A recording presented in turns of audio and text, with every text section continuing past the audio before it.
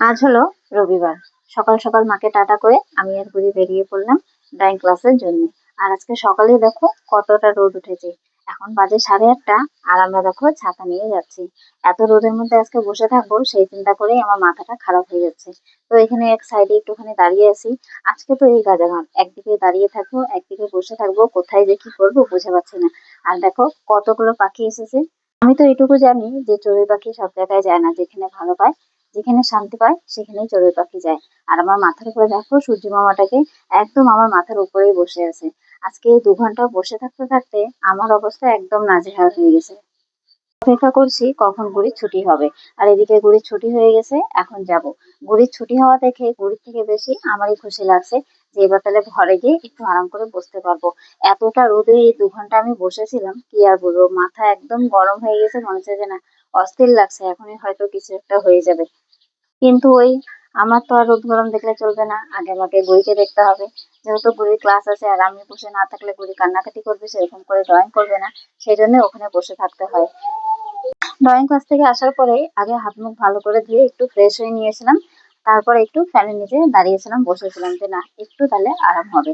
একটু আরাম করে এখানে গুড়ি দেখো কত সুন্দর ড্রয়িং করা শিখে গেছে। আর এই কালারটা কিন্তু গুড়ি নিজেই করেছে। আর এই দেখো ব্ল্যাক কালারতে বেশ সুন্দর আউটলাইন করেছে, যেটা দেখতে কিন্তু অনেকটাই সুন্দর লাগছে। গুড়ির এই কালার করা দেখে আমার মনটা কিন্তু ভীষণ খুশি হয়ে গেছে। মানে এই যে 2 ঘন্টা আমি দাঁড়িয়েছিলাম, সেই ক্লান্তিটা কিন্তু 2 মিনিটে চলে গেছে। এরকম মনে হচ্ছিল যে না, 2 ঘন্টা আমার কিন্তু অনেকটা মূল্যবান ছিল। 2 ঘন্টাতে বুড়ি অনেক কিছুই হয়তো শিখেছে। সেই জন্য কিন্তু আমার অনেকটাই ভালো লাগছিল বুড়ির এই কালার করাটা দেখে। সকালে যেহেতু গুড়ি কিছু খেয়ে যায়নি, তো এর মধ্যে গুড়িকে দুধটা গরম করে গুড়িকে খাইয়ে দিয়েছি। আর এদিকে যেই হোমওয়ার্কটা দিছিল সেটাও কিন্তু গুড়িকে করিয়ে দিলাম। ঘুরে বসেছে একটু কার্টুন দেখতে, আর এদিকে আমিও চাটা করে নিচ্ছি যে না, একটু চাটা খাওয়া যাক। সকালে ঘুরে কিছু খেয়ে যায় না, আর সাথে কিন্তু আমিও কোনো কিছু খেয়ে যাই না। এখন বসে পড়েছি চা আর মুড়ি নিয়ে, আর তার সাথে নিয়েছি এদিকে সুজি। গতকালকে সুজি বানিয়েছিলাম, সেই সুজিটা অল্প একটুখানি রয়ে গেছে, তো দেখলাম যে না, ভালোই গেছে। তো সেই সুজিটাও চা খাওয়ার পরে খেয়ে নিব।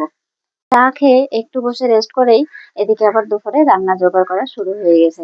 আজকে বেশি কিছু রান্না হবে না বলে বলো, অনেক কিছু রান্না হয়ে গেছে।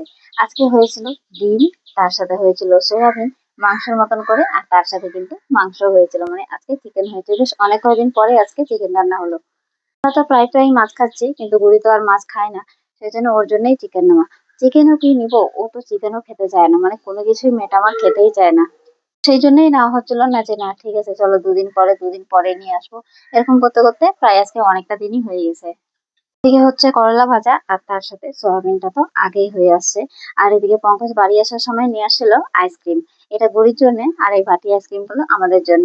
তো গুড়িকে স্নান ধান করিয়ে দিয়েছি, তারপরে পঙ্কজ আসলো। ওকে আগে রেডি করে দিয়ে তারপরে আবার রান্নাঘরে গিয়ে বাকি কাজ করতে হবে। আজকে যে আরো তাড়াহুড়া আছে, তাড়াতাড়ি করে কাজ করে যেতে হবে ডান্স ক্লাসে। 4টা থেকে ডান্স ক্লাস, 4টা থেকে বললে আমাকে 3:30 থেকে না হলেও আমাকে বাড়ি থেকে বেরিয়ে যেতে হয়। তো যাই হোক, বুড়িকে তো স্নান ধান করে রেডি করে দিয়েছি, আর এদিকে আমিও ধমাধম করে স্নান করে নিলাম। আজকের কাজগুলো কিন্তু খুবই তাড়াতাড়ি করতে হয়, কেন কি ডান্স ক্লাসে 3:30টার মধ্যে বেরিয়ে যেতে হয়। আর এদিকে আমি বাড়িতে ঢুকি প্রায় 10:30 এরকম হয়ে যায়, কখনো কখনো তো 11:15টাও হয়ে যায়। সেই জন্য মাঝখানে অনেকটা কম সময় থাকে যে এতগুলো কাজ করা। তো চলো, রান্নাও কমপ্লিট হয়ে গেছে, আর এদিকে আমার স্নান ধানও কিন্তু কমপ্লিট। তো বুড়িকে আগে খেতে দিয়েছিলাম, কেন কি ওকেই তো গিয়ে লাফাতে হবে, মেন কাজ তো ওরই। আমি তো শুধু গিয়ে আরাম করে বসেই থাকি, আর গোটা লাফালাফি গোটা সবকিছু ওকেই করতে হয়। আর খাওয়ার পরে লাফালাফি করলে হয়তো বমি হয়ে যাবে, পেটে ব্যথা করবে, সেই জন্য চেষ্টা করি ওকে 2টোর মধ্যে খাইয়ে দেওয়ার। খাওয়া দাওয়ার পরে রেডি হয়ে নিয়েছি, পঙ্কজেরও খাওয়া হয়ে গেছে। ও এখন শুয়ে শুয়ে ফোন দেখছে, ওর এখনো সময় হয়নি। ওর সময় হলে তারপরে ও চলে যাবে, ওই ধরো 4টা 4:30 এরকম সময় চলে যাবে।